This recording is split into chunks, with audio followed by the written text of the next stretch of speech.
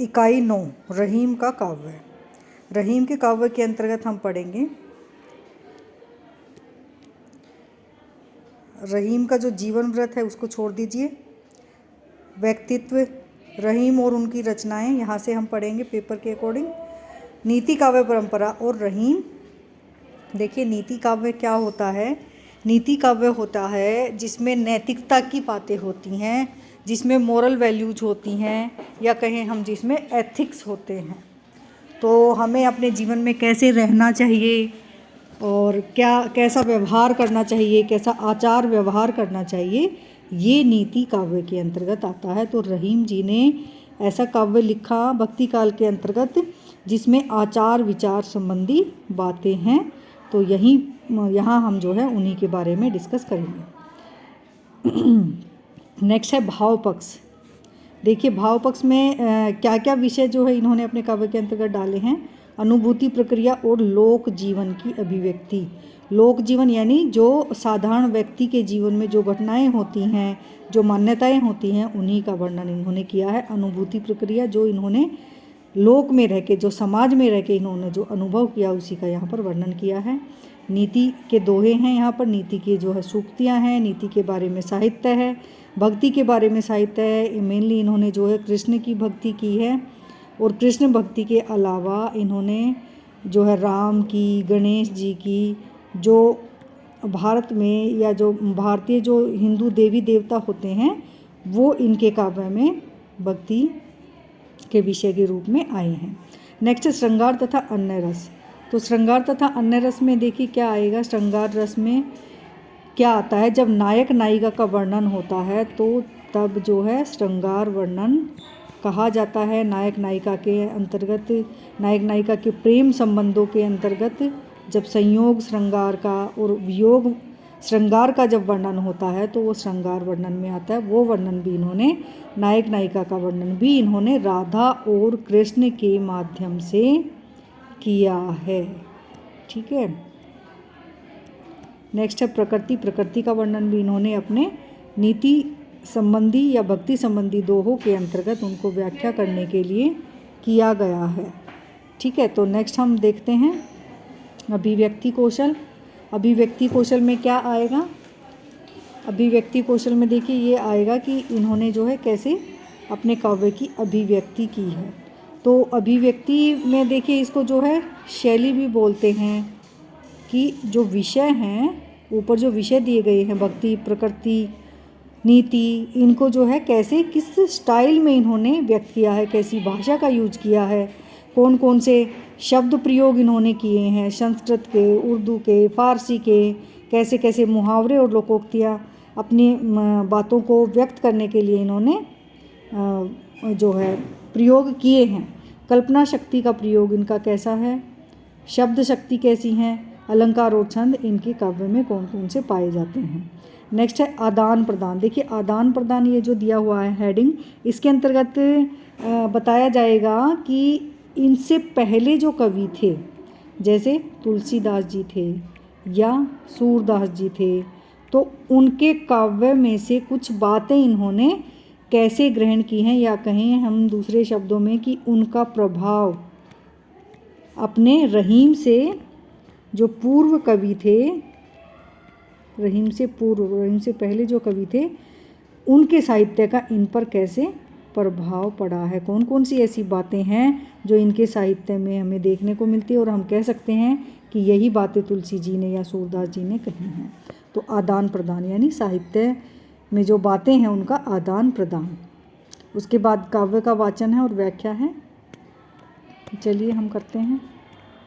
देखिए ये स्टार्टिंग का है, आप यहाँ से पढ़ सकते हैं इंट्रोडक्शन, कि ये जो है अकबर के दरबार में कवि थे, 9 रत्नों में से एक ये कवि थे, और नीति के साथ साथ इन्होंने भक्ति आदि विषयों का भी वर्णन अपने काव्य में किया है। जीवन व्रत है, यहाँ से थोड़ा सा आप पढ़ सकते हैं। इनको अब्दुल रहीम के नाम से या अब्दुल रहीम खान खाना के नाम से भी जाना जाता है। खान खाना उपाधि होती थी उस टाइम पे बच्चों, जो इनको दी गई थी। तो इनको जो है अरबी, फ़ारसी, ये काफ़ी पढ़े लिखे थे, अरबी, फ़ारसी, तुर्की, संस्कृत, हिंदी आदि अनेक भाषाओं का इन्हें ज्ञान था।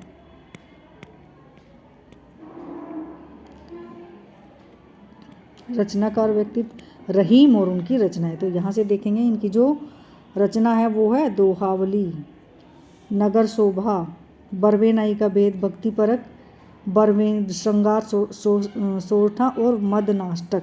तो जो दोहावली है उनमें इनके नीति संबंधी दोहे हैं। आगे चलते हैं। दोहावली देखिए क्या है, नीति काव्य की प्रसिद्ध कृति है। आगे थोड़ा रचनाओं का जो है परिचय यहाँ पर दिया गया है। आगे समझाया गया है कि नीति शब्द का क्या अर्थ होता है। ऐसा मार्ग जिस पर हम बिना किसी प्राणी का अहित किए आगे बढ़ते रहें और अपना हित सिद्ध कर सकें, उसको जो है नीति कहा गया है। आगे जो है नीति शब्द के अलग अलग अर्थ दिए गए हैं अकॉर्डिंग टू शब्दकोश, डिक्शनरी में क्या है नीति का अर्थ, और अलग अलग विद्वानों ने नीति के क्या क्या अर्थ किए हैं।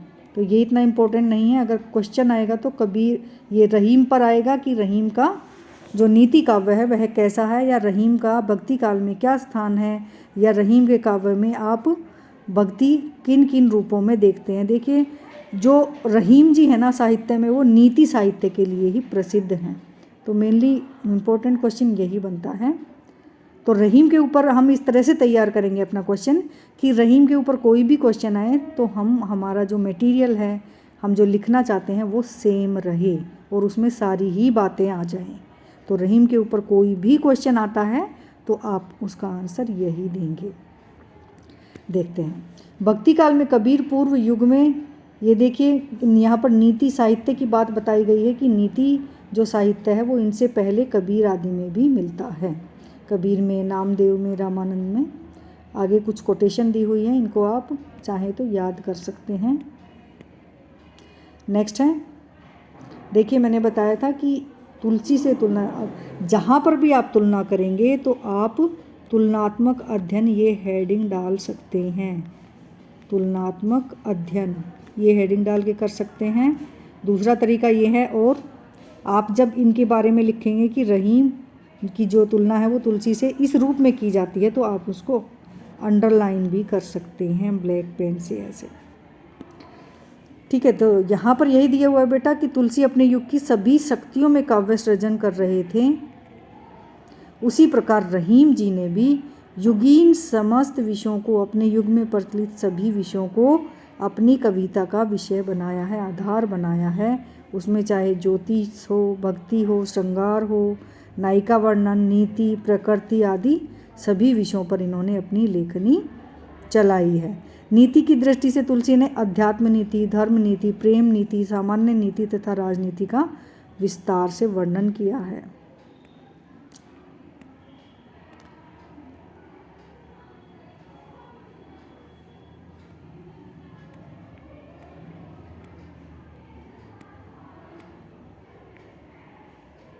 देखिए आपका जब क्वेश्चन आएगा रहीम के ऊपर, कोई भी क्वेश्चन आता है तो स्टार्टिंग में आप लिखेंगे भूमिका, और भूमिका में लिखेंगे सबसे पहला वर्ड कि जो रहीम जी हैं वो भक्ति काल के प्रसिद्ध कवि हैं। इनकी कविता में हमें जो है नीति के दोहे, भक्ति के दोहे, भक्ति साहित्य देखने को मिलता है। और साहित्य में ये, हिंदी साहित्य में ये नीति साहित्य के लिए प्रसिद्ध हैं, नीति साहित्य के लिए ये प्रसिद्ध हैं। और एक दो लाइन जोड़ के जो हमने ऊपर पढ़ी हैं उनमें से निकाल के आप एक पैराग्राफ यहाँ पर बना देंगे भूमिका का, first paragraph. Second paragraph according to question, जैसा कि क्वेश्चन में आया हुआ है उन्हीं वर्ड्स को रिपीट करते हुए जो आपके पास मटेरियल है उसको लिखना स्टार्ट कर देंगे। अब देखते हैं जो मटेरियल है वो क्या है। तो हम देखते हैं कि भाव पक्ष में क्या लिखेंगे। रहीम जी के भाव पक्ष में देखो बेटा, भाव पक्ष क्या होता है कि जो कवि का जो विषय होता है ना, जिस विषय को वो लेता है, जैसे मान लो इन्होंने जो है नीति पर लिखा है, ठीक है, या भक्ति पर लिखा है, या श्रृंगार पर लिखा है, राधा कृष्ण के श्रृंगार पर लिखा है, तो ये हो गया इनका विषय। तो भाव पक्ष में आपका विषय आता है कि इन्होंने कौन कौन से विषय लिए हैं। तो अब हम देखेंगे कि इनका भाव पक्ष कैसा है।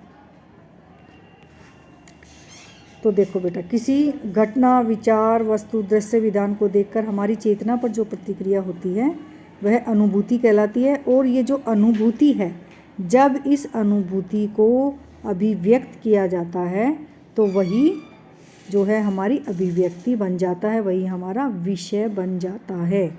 तो एक कवि के संदर्भ में हम बात करें कि जो कवि की अपनी अनुभूति होती है, उनको जब वह अभिव्यक्त करता है, व्यक्त करता है अपनी लेखनी के माध्यम से, उस पर अपनी कलम चलाता है, तो वह उसका भाव पक्ष बन जाता है। अनुभूति प्रक्रिया और लोक जीवन की अभिव्यक्ति। तो इनकी जो अनुभूति प्रक्रिया थी, यानी इन्होंने जो अनुभव किया, उसमें लोक जीवन है। देखो, लोक जीवन मतलब जो समाज है, समाज में जो साधारण व्यक्ति हैं, जो जनता है, उसी जनता की अभिव्यक्ति हमें रहीम के काव्य में देखने को मिलती है। देखिए, चाहे वीरता का भाव हो, मित्रता का हो, करुणा का हो, दीनता का हो, ये सारे भाव हमें इनके काव्य में देखने को मिल जाते हैं। यहाँ पर कुछ एग्जाम्पल दिए गए हैं, आप वीडियो पॉज करके पढ़ सकते हैं। देखिए, लोक भूमि की गंध और प्रकृति की सुगंधित श्वास में कवि कितना डूबा हुआ है, एक एक दोहा इसका साक्षी है। यहाँ पर एग्जाम्पल दिया हुआ है। आगे आते हैं नीति पर कि रहीम की नीति की दृष्टि क्या है। मान लो आता है क्वेश्चन कि कभी रहीम की जो है नीतिपरक दृष्टि पर चर्चा कीजिए। मान लो 15 नंबर का आता है या 20 नंबर का आता है या 5 नंबर का आता है, तो आपका स्टाइल वही होगा, थोड़ा सा भूमिका लिख देंगे, उसके बाद आप जो विषय, जिन जिन विषयों पर उन्होंने कलम चलाई है वो लिख देंगे। उसके बाद मान लो नीति है, तो आप सेकंड पैराग्राफ के एंड में स्टार्ट कर देंगे कि ये साहित्य में नीति परक साहित्य के लिए प्रसिद्ध हैं और इनके नीति के जो दोहे हैं वो बहुत ही चमत्कारपूर्ण बन पड़े हैं, और अन्य कवियों से तुलना करें तो इनका जो नीतिपरक साहित्य है उसके कारण ये हिंदी साहित्य में अपना महत्वपूर्ण स्थान रखते हैं। देखिए, जीवन की विविधताएं हैं इनके नीति काव्य में, व्यवहारिकता है, गंभीरता है, तो ये सारी बातें इनके काव्य में हमें देखने को मिलती हैं। आगे देखेंगे हम इनके एग्जाम्पल, जैसे प्रेम के जो है विविध विषय जो हैं इन्होंने दिखाए हैं, प्रेम संबंधों के, या एक पिता पुत्र के बीच में जो संबंध है, या एक दोस्त के बीच में संबंध है, या व्यक्ति व्यक्ति के बीच में जो संबंध है, तो उनका इन्होंने अपने काव्य में वर्णन किया है। जैसे ये आप देख सकते हैं, रहीमन धागा प्रेम का मत तोड़ो चटकाए, टूटे ते फिर न जुड़े, जुड़े गांठ पड़ी जाए। यहाँ पर संबंधों की बात की गई है कि एक बार टूटने से दोबारा चाहे वो जुड़ जाएं, लेकिन उनमें गांठ पड़ जाती है। तो ये देखिए, नीति की बात कही है कवि ने, तो इसीलिए इनका जो साहित्य है वो नीतिपरक साहित्य है। और भी एग्जाम्पल हैं, व्यक्ति के मान सम्मान की बात कही है, पानी की बात कही है। देखिए, जो पानी की जो बात कही है वो रिसेंटली जो है आज की डेट में प्रासंगिक है, यानी बिल्कुल करंट डेट में भी पानी पर जो है, पानी को बचाओ, कुछ ऐसे उपदेश दिए जाते हैं ना बेटा, तो ये बातें उन्होंने अपने समय में ही कह दी थी। रहीमन पानी राखिए, ये आप पढ़ सकते हैं यहाँ से। यहाँ पर देखिए, पानी का जो अर्थ आया है, 3 बार पानी शब्द आया है और तीनों ही बार उसके अर्थ अलग अलग हैं। तो यहाँ पर जो है एक श्लेष अलंकार है। ये साथ साथ मैं आपको बता रही हूँ कि अभिव्यक्त की जो शैली है वो क्या है। तो यहाँ पर अलंकार का प्रयोग भी किया गया है। आगे चलते हैं। भक्ति भी की है, मैंने बताया था वैष्णव भक्ति की है, यानी कि वैष्णव भक्ति क्या होती है, विष्णु की, कृष्ण की। तो इन्होंने वैष्णव भक्ति भी की है। देखिए, राम, कृष्ण, शिव, विष्णु, ये सब इन्होंने अपनी रचनाओं में वंदना की है। तो भक्ति के ये रूप हमें इनके काव्य में देखने को मिलते हैं।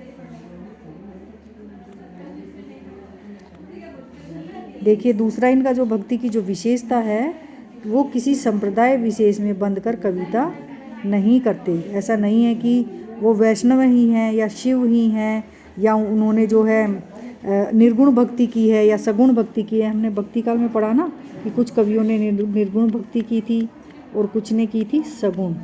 तो रहीम जी इन संप्रदायों से बंधकर कविता नहीं करते। इनकी जो कविता है वो सभी के लिए है, किसी एक संप्रदाय में ये नहीं बनते। ये इनकी भक्ति की विशेषता है। नेक्स्ट देखते हैं श्रृंगार तथा अन्य रस।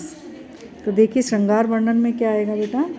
श्रृंगार वर्णन में नायक नायिका के बीच जो संबंध है उसका वर्णन होता है। और श्रृंगार को हम 2 भागों में बांट सकते हैं। देखिए जब हम संबंधों की बात करते हैं, प्रेम की बात करते हैं, तो प्रेम में क्या होता है। प्रेम में जो है आपका जो है दोनों के बीच में प्रेम भी होता है, खुशी के पल भी होते हैं और गम के भी पल होते हैं, या फिर ये कहें कि लड़ाई भी होती है। तो इन्हीं 2 आधारों पर हम बांट सकते हैं। इसको बांट सकते हैं, इसको कह सकते हैं संयोग श्रृंगार, संयोग, और इसको कह सकते हैं वियोग, कि जब आपस में उनका विछोह हो जाता है, विरह हो जाता है, जब दोनों अलग हो जाते हैं। तो ये 2 वर्णन हमें सभी श्रृंगार वर्णन जहाँ भी होगा वहाँ पर देखने को मिलेंगे। जैसे हम यहाँ पर रहीम जी का देख रहे हैं, आगे हम बिहारी जी का देखेंगे कि श्रृंगार के दोनों ही रूप सभी के काव्यों में देखने को मिलते हैं जिन्होंने भी श्रृंगार वर्णन किया है। तो देखते हैं कि जो इनका जो श्रृंगार वर्णन है उसके संयोग में देखिए ये दे रखा है, संयोग और वियोग दोनों पक्षों का इन्होंने वर्णन किया है। देखिए रहीम के श्रृंगार की विशेषता क्या है कि ये जो है लोक भूमि का स्पर्श करता है इनका श्रृंगार वर्णन, यानी कि इसमें जो साधारण लोगों के बीच में जो प्रेम का जो प्रचलन होता है उसका यहाँ पर वर्णन किया गया है। नेक्स्ट है और क्या विशेषता है इनके प्रेम की कि वासना की गंध इनके प्रेम में नहीं है। तो देखिए श्रृंगार संयोग श्रृंगार की ही 3 से 4 विशेषताएं हमारे सामने आ गई हैं और अभी वियोग श्रृंगार रहता है। जब श्रृंगार का वर्णन आएगा, वैसे तो कोई क्वेश्चन आएगा नहीं इस पे श्रृंगार पे, अगर रहीम के ऊपर क्वेश्चन आता है तो नीति पर ही आएगा, लेकिन आपको नीति के अंतर्गत भी ये लिखना है अपने विषय को।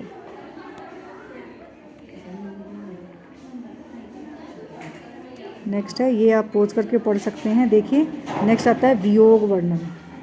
अधिक सफल और मोहक बन पड़ा है कि जब नायक नायिका एक दूसरे से बिछड़ जाते हैं। वियोग का मतलब क्या होता है, बिछड़ना, ठीक है, बिछड़ना। जब बिछड़ जाते हैं, एक दूसरे से दूर होते हैं, तो उसको वियोग वर्णन बोला जाता है। तो ये सफल और मोहक बन पड़ा है इनका, मर्मस्पर्शी बन पड़ा है, स्वाभाविक बन पड़ा है, सारी अवस्थाएं हैं उसमें विप्रलंब की।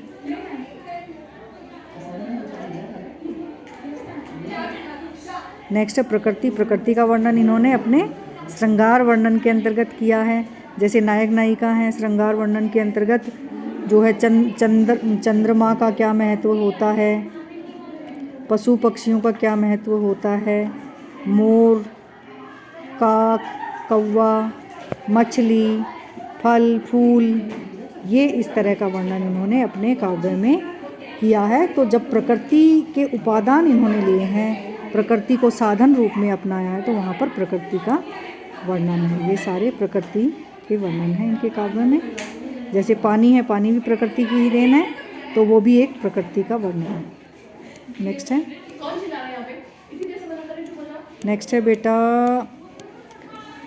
देखिए अभिव्यक्ति कौशल। मैंने बताया था अभिव्यक्ति कौशल क्या होता है कि उसको कैसे अभिव्यक्त किया है। एक तरह से हम अभिव्यक्ति कौशल के अंतर्गत भाषा, शब्दों का चयन कि शब्द कैसे प्रयोग किए हैं, वाक्य कैसे प्रयोग किए हैं, छोटे हैं बड़े हैं, कठिन है या सरल है, ये सारा, छंद कैसे हैं, ठीक है, अलंकार कौन से हैं,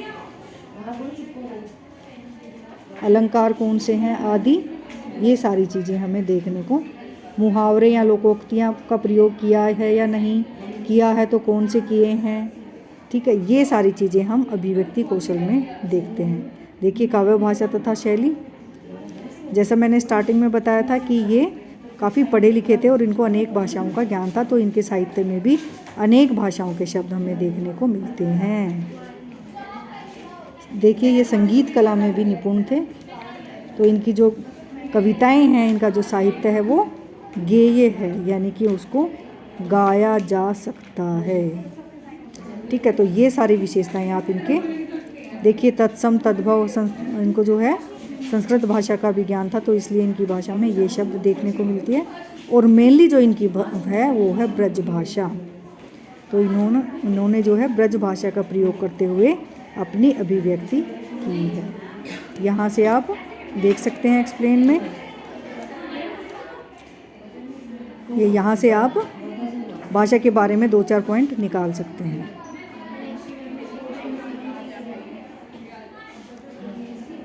नेक्स्ट देखिए बेटा क्या है, ये देखिए दृष्टांत शैली, तथ्यात्मक शैली, वर्णनात्मक शैली, उपदेशात्मक, ये प्रश्नात्मक शैली यानी प्रश्न चिन्ह जिसमें आता है।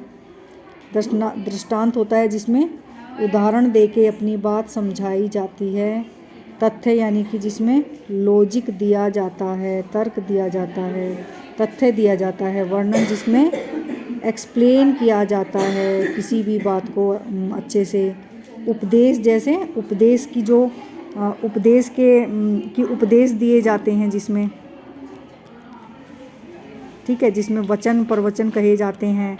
तो इन सारी शैलियों का प्रयोग रहीम जी ने किया है, तो ये इनकी अभिव्यक्ति शैली में आएगा। ठीक है, तो यहाँ पर आप अलग से हेडिंग डाल सकते हैं कि अनेक शैलियों का प्रयोग हमें इनके काव्य में देखने को मिलता है। नेक्स्ट है बेटा, देखिए प्रतीक शैली यानी कि जिसमें प्रतीक रूप में अपनी बात कही गई हो। अलंकृत जिसमें अलंकार हो। प्रश्न शैली जिसमें प्रश्नवाचक चिन्ह हो। कही रहीम धन बड़ी घटे, जाति धनिन की बात, बढ़े घटे उनको कहा, घास बेची जे खा, तो इसमें प्रश्न शैली में पूछा गया है। मुहावरे और लोकोक्तियों का प्रयोग है रहीम के काव्य में।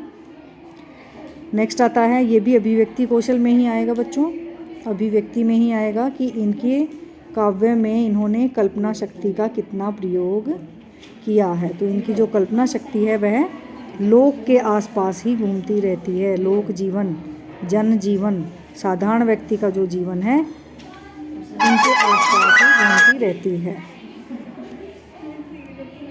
तो ये सारा जो है रहीम की काव्य की विशेषताएं हैं।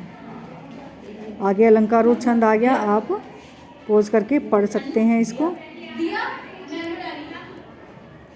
देखिए आदान प्रदान में मैंने आपको बताया था कि किन किन कवियों का प्रभाव इन पर है, तो आप पोज करके पढ़ सकते हैं। अलग से हेडिंग भी डाल सकते हैं क्वेश्चन में अगर आएगा तो, अदरवाइज जितना हमने पढ़ा है इतना भी काफ़ी है। देखिए कबीर से यहाँ पर तुलना की गई है, सूरदास से, तुलसी से, तो ये आप डाल सकते हैं। नेक्स्ट है मूल्यांकन। मूल्यांकन में ये जो देखिए मेन पॉइंट क्या लिखेंगे, मूल्यांकन क्या है, निष्कर्ष आप हेडिंग डालेंगे अपने क्वेश्चन के एंड में। पहला आपका हो जाएगा देखिए भूमिका, फर्स्ट जो पैराग्राफ था आपका भूमिका। सेकंड क्वेश्चन को प्रारंभ करते हुए उसके बारे में लिखेंगे। थर्ड उसको एक्सप्लेन करेंगे, जितना भी मटेरियल आपके पास है वो थर्ड से फोर्थ पैराग्राफ में आप चेंज करके लिख देंगे। और इस थर्ड और फोर्थ पैराग्राफ में आपको अगर कोई कोटेशन आती है तो वो बीच में लिख के उसको जो है अंडरलाइन कर दोगे ब्लैक पेन से, और बीच में जो पॉइंट आते हैं उनको भी अंडरलाइन करोगे। और आपका जो फिफ्थ पैराग्राफ होगा वो होगा आपका निष्कर्ष, और निष्कर्ष में आप ऑल ओवर आप लिखेंगे कि इस तरह से हमने देखा, पूरे वर्णन से हमने देखा कि रहीम जी का स्थान अद्वितीय स्थान है और इनके काव्य में ये सारी विशेषताएं हमें देखने को मिलती हैं, जिसके कारण आज के संदर्भ में, आज आधुनिक युग में भी ये एक महत्वपूर्ण कवि के रूप में स्थान रखते हैं। तो यहाँ पर अभिव्यक्ति कौशल के बारे में बात करेंगे, इनकी साहित्य के बारे में, लोक के अध्यात्म के बारे में, यानी जितना भी हमारे पास मटेरियल था, जितना भी विषय इन्होंने लिखे थे, उन सब का थोड़ा थोड़ा यहाँ पर हेडिंग डाल देंगे और अपने क्वेश्चन को समाप्त कर देंगे। ठीक है, तो ये था हमारा रहीम का काव्य। रहीम के ऊपर कोई भी क्वेश्चन आता है तो आपको इस तरह से अटेम्प्ट करना है। नेक्स्ट वीडियो में हम बिहारी करेंगे, जो बहुत ही इम्पोर्टेंट कवि है। बिहारी के ऊपर एक क्वेश्चन आएगा ही आएगा, कबीर के ऊपर आएगा। मैं हर बार अपनी वीडियो में बोल रही हूँ, देखो बेटा, कबीर के बारे में एक क्वेश्चन आएगा, सूर्य या तुलसी के बारे में एक क्वेश्चन आएगा, और बिहारी या घनानंद के बारे में आपका एक क्वेश्चन बनेगा ही बनेगा। तो 3 क्वेश्चन तो आपको, अगर आप 6 कवि कर लेते हो, ये अगर ये 6 वीडियो भी देख लेते हो ना, तो आपका 60 नंबर का पेपर कहीं नहीं गया। और इस 60 नंबर के पेपर में से ही, 60 नंबर के मटेरियल में से ही 10 नंबर की आपकी टिप्पणी भी फंस सकती है। तो आपका 70 मार्क्स का पेपर कहीं नहीं गया, और वो आप अच्छे से कर सकते हो। बस जो पॉइंट मैंने बताए हैं और जो तरीका मैंने बताया ना, किस तरह से आपको प्रेजेंट करना है, आपको वैसे ही करना है। भूमिका लिख के, निष्कर्ष लिख के, बीच में पैराग्राफ बना के, 1-2 कोटेशन याद कर लीजिए। पूरी याद नहीं होती तो एक लाइन की याद कर लीजिए और उनको अंडरलाइन कीजिए। इस तरह से आपका पेपर हो जाए।